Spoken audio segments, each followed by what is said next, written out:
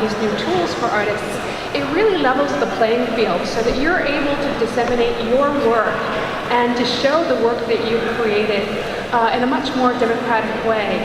So it's like, we're in this transition period where it's like YouTube in the early days. Who could have imagined that it would disrupt the entertainment industry to the extent that, Justin Bieber was discovered on YouTube and is now the star he is. Whether you're a believer or not, it's kind of irrelevant. The fact is that it disrupted the industry, and I think that some of the companies that are here on stage with us today are doing just that for artists and creators in a way that will allow you to get your work out to a broader public. So I think that's a huge opportunity, and it's a trend that's going to be really interesting for you. So what do you think, and this is for anyone, what do you think the difference is that you found of working in VR and AR versus other industries? And I wouldn't want it to be under the guise of marketing or related, but even if not, is there something that you found to be a big difference?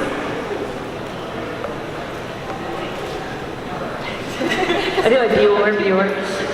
No, I guess it's for me that I spent about 20 years in television, and now in VR and AR, it's sort of a different animal. And I didn't know if any of you have that kind of experience, or if it's very similar.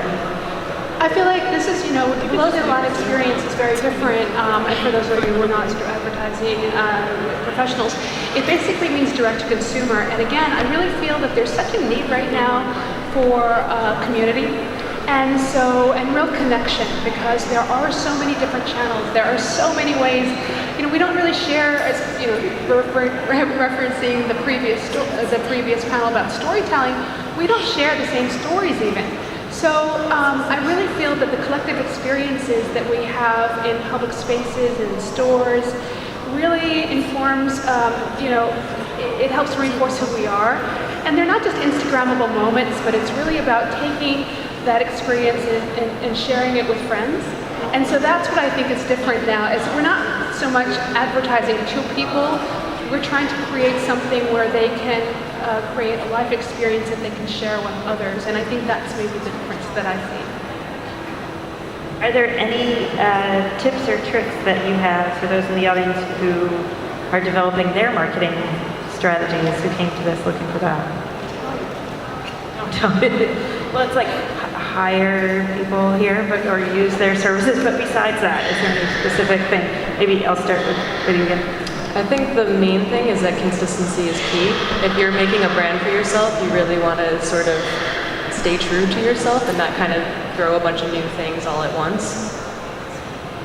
Yeah, to go back to what Catherine said earlier about community, I absolutely agree that most of my career has been spent in the virtual reality industry, but previously I was in ad tech and in the startup community in San Francisco, and certainly the amount of sharing, knowledge sharing, and community, and the type of a lot of the advertising right now is much more around education. It's like, what is this? And we really, really want to share with you the magic of these types of experiences, because there is a little bit of something that's lost in translation, unfortunately, that makes marketing a little more difficult in immersive mediums. Because so much of marketing is a 2D flat kind of format where it's either images, videos, and we're getting better and better at communicating immersive technologies through mixed reality capture videos, but it's still sort of that one step removed. And so definitely through the power of community, through word of mouth, that's certainly something that I've seen grow tremendously throughout the virtual reality community, both online and offline.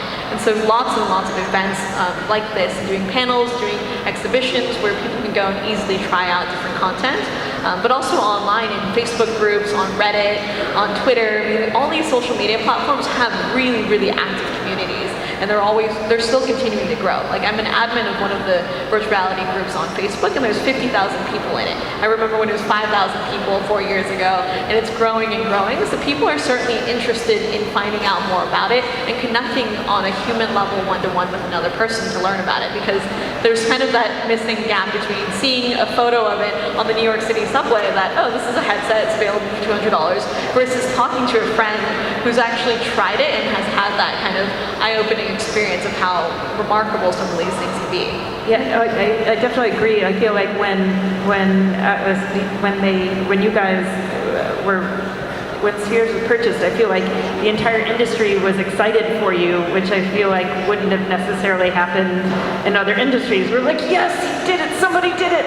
And there was a lot of cheering for it, which I think, that never would have happened in the TV industry or film industry or anything like that. I think that what you guys mentioned is actually potentially right now the heart of the subject in marketing for VR. The way you can look at it is that you cannot do the same recipe and expect the different results, right? So I think that if you look at VR, AR, the immersive landscape today, we have a fantastic opportunity to change things.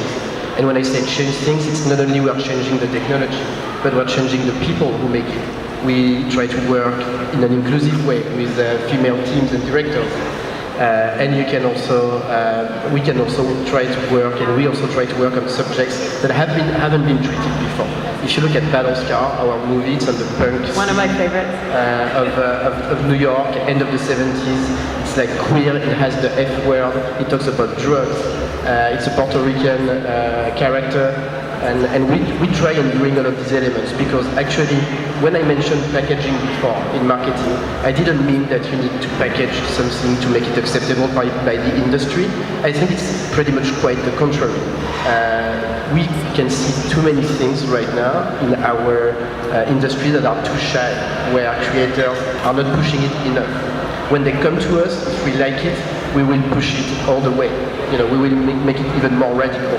And I think that's the way we can market something in VR and AR. Consider that it's like a blank page and write a nice story from the start with like everything, the way you produce, the story you tell, and the kind of celebrities and the people who can attach to the project. So be intense, be like 120% on your project, push it all the way. Yeah. Well, one of the things that I love about Battlescar as a marketer myself is the fact that at the end it was a bit of a cliffhanger. So, not completely, but enough that I was like, I want the next episode. I want the next episode, so that if you go and you're sort of getting involved in the story, that you don't feel like there's enough, and then you have this appetite. And that in itself... They're coming. They're actually coming. We're in production for episode 2 and 3 right now. So, but it makes you want more, which I think is good for you guys, for your company and the future company, but also for all of VR. Let's see. I'm at the end of my list of questions. I don't know if there's, sort of one last point that all of you want to make that we didn't get to. We can sort of go down. Do you want to, Catherine? Well, I wanted to get back to her point that she made earlier about the content producers, and sort of tie it together. There are 2 points. Is that the one thing that we haven't seen yet is an emergence of influencers in the VR sphere, and I feel that might be a tipping point. And I wonder what other people's senses are about the tipping point for consumer use, mass consumer use, because we've all been talking about direct headsets. Maybe that's the headset that's the problem.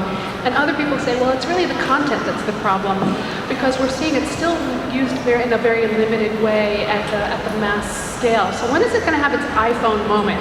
And I feel like, maybe it is influencers, celebrities who are going to, launch something that is so watchable that people really feel a need to stay on top of it and use it more regularly. But I open it up to your thoughts as well.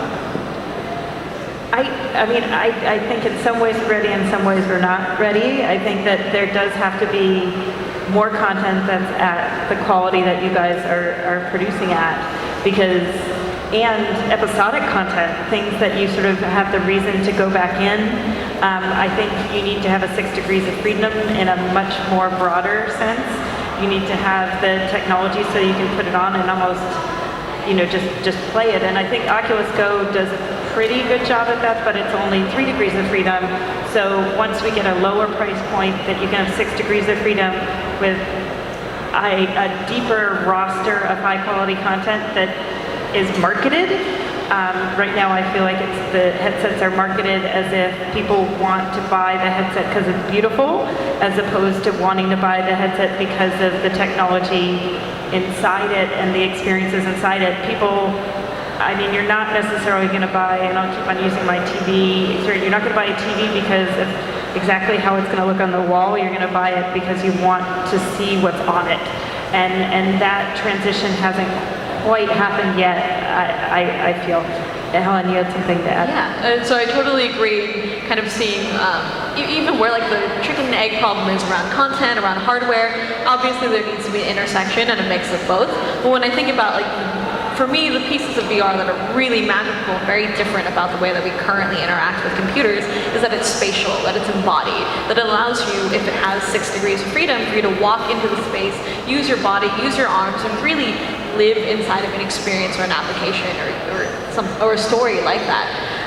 So I'm really, really excited for next year. Last week they announced that the Oculus Quest, which is a $400 headset, will be available, which is all in one. You're able to move around, use your arms and everything.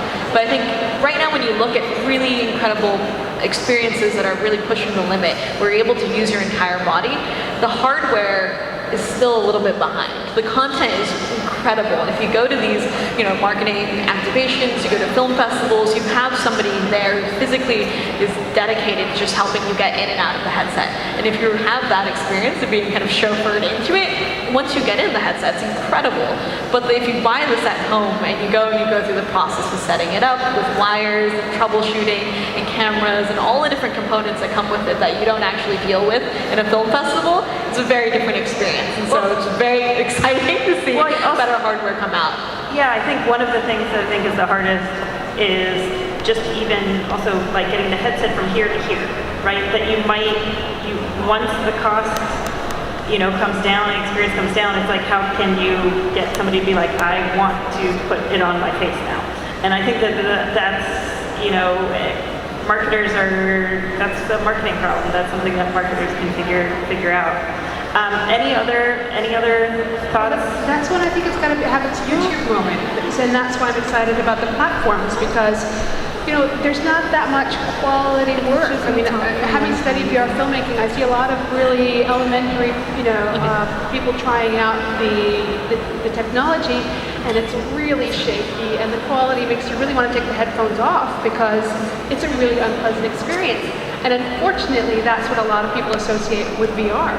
Not on the 3rd floor though. Not on the 3rd floor, obviously. But that's why, the need for quality content is absolutely there, and it's great to see incubators and platforms emerge that are going to support the industry, get to the level where people really have easy access to quality content. Right. Fred, any last comments? No, I would say, just to develop the immersive landscape, I would only say that we are going to pursue in the next couple of years in this idea that independent creators have deep inside the truth, the answer to a lot of our problems. There are stories to be told, especially in VR. There are now several companies, we are one of them, but there's other production companies that are ready to invest. We as a company are ready to partner with any creator and other production company. We really believe in this idea of collaborating all together around the story. So that's it on the content creation side. I think that's really this idea that we want to push, that we have to solve that together as independents with a strong creative vision at the core of it all. Any last words? I think that with this growing technology and virtual reality and augmented reality, mixed reality, as it's growing, it's really going to be giving marketers a whole new space and creative freedom to really think about how they want to get their messages across, just because now you have 360 views. So you don't have just like this flat plane in front of you. You have all these different types of possibilities that are coming up, and the only way to really make this technology better is to continue practicing in it and pushing it. Developing in it at the moment, obviously. I would like to thank all the members of the panel, and thanks the audience for listening, and thanks.